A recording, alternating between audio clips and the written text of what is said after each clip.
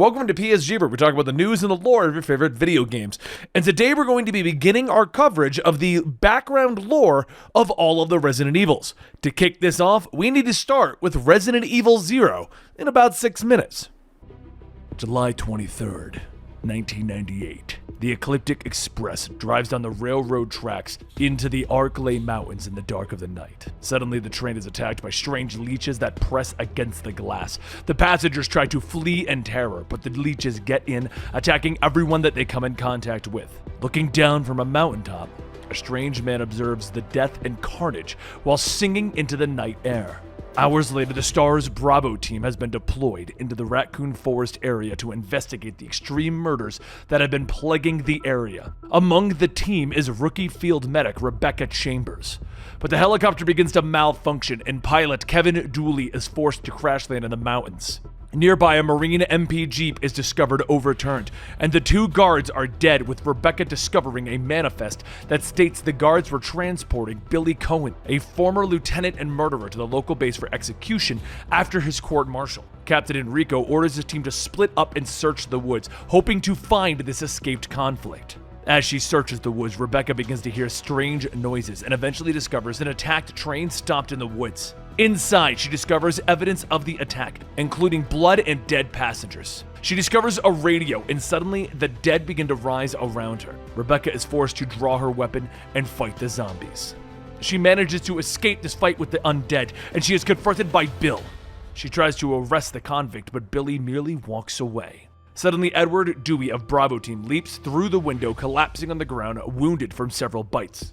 Rebecca tries to help him up, but Dewey tells her to be careful of the zombies and monsters that are roaming the woods. As Dewey passes out, a zombie dog bursts through the window. Rebecca fends off the canine and tries to radio Captain Marini, who warns her that Cohen has killed 23 people and was institutionalized.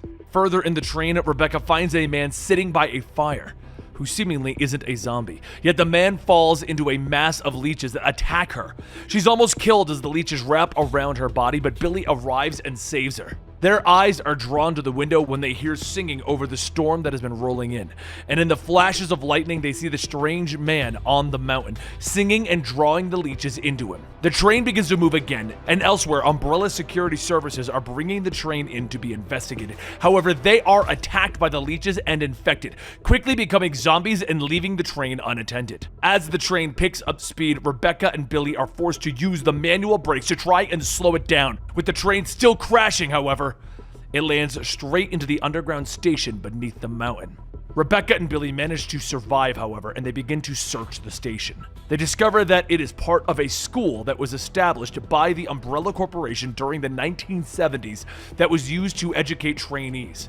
As they searched the school, they discovered that Dr. James Marcus began Umbrella's research into bioweapons in the school and used gifted teenagers as test subjects. Within the school itself are several zombies that Marcus has created, and they are left to wander the halls for almost 20 years. Unbeknownst to them, Albert Wesker and William Birkin are watching the facility on the cameras. Rebecca also discovers that Umbrella tried to steal Marcus's research. The two are hunted by the infected primates, with the BOWs that are known as the Eliminators. Wesker and Birkin believe that the strange man must be Dr. Marcus come back to life somehow, and he's out for revenge. They decide that the only thing that they can do is blow up the facility, destroying all evidence and the leech man along with it. Billy also finally tells Rebecca what really happened to him. His unit was given bad intel in Africa, and his CO ordered the men to open fire on a group of villagers. He refused, and the incident was blamed on him. Rebecca and Billy eventually find themselves in the lab where Marcus conducted research on the T-virus, and it is there that they find the remains of Marcus's vile experiments and a photograph of the man who looks just like the strange man on the mountain. They conclude that that man must have been his grandson, and they find an underground railway. Before they can leave the lab, though, they are attacked by an Eliminator, and Billy is thrown into the underground river, separating the two of them again. Rebecca is forced to continue on her own, arriving at the Umbrella chemical plant, which she discovers was attacked by the leeches. Eventually, she arrives in the underground nest, where the Umbrella's main research on the T-virus took place. Inside of Nest, she meets with the captain once more, who questions where the rest of the team is. And while Rebecca decides to stay behind to find Billy, the captain goes back into the woods to find the rest of the team, telling Rebecca that there is a mansion nearby. In the nest, the leech man releases the tyrant, and Rebecca is forced to fight the crime against nature.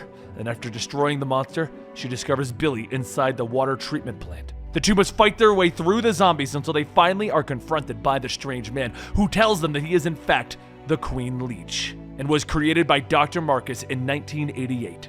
After Marcus was murdered by an Umbrella hit squad, the Queen took over his body by eating his brain. The Queen acquired all of Marcus's memories and believes itself to be Marcus back from the dead. Marcus has become a giant leech, and Rebecca and Billy are forced to fight it. They manage to escape using a cargo elevator, and they return up to the school where they face the monster leech a second time in the massive warehouse, and Rebecca realizes the monster is weakened by light. As Billy distracts the beast, Rebecca opens up the warehouse roof, allowing the light to weaken the monster. Eventually, they knock it down into the cargo shaft as the school, along with the water treatment plant, explodes. The two escape into the woods, and Rebecca sees the mansion in the distance. She decides to let Billy go, taking his dog tags and declaring him dead, and Billy agrees, giving her the thumbs up, heading into the woods. She sets out for the mansion, sure that her nightmare has come to an end. And there you have it, guys. We already do Assassin's Creed, we already covered Destiny, we already talked about Fortnite, and we figured Resident Evil was a natural progression.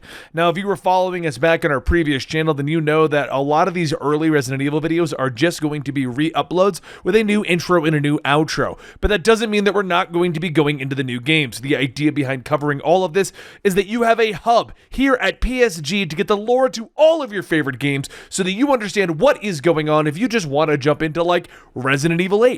Anyway, guys, thank you so much for your continued support. We really do appreciate it. And we'll see you next time right here at Lore Tuesdays.